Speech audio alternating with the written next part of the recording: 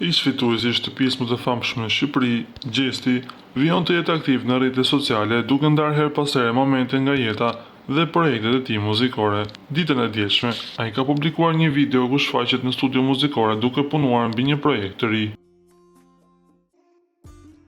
Përmes këtij postimi, Gjesti ka paralajmëruar se shumë shpejt do të sjellë një prej projekteve më të bukura të karrierës së tij, duke i lënë fancat në pritje të diçka të madhe. Me një paralajmërim kaq të fortë, pritshmëritë janë shumë të larta dhe duket se diçka e madhe po vjen shumë shpejt.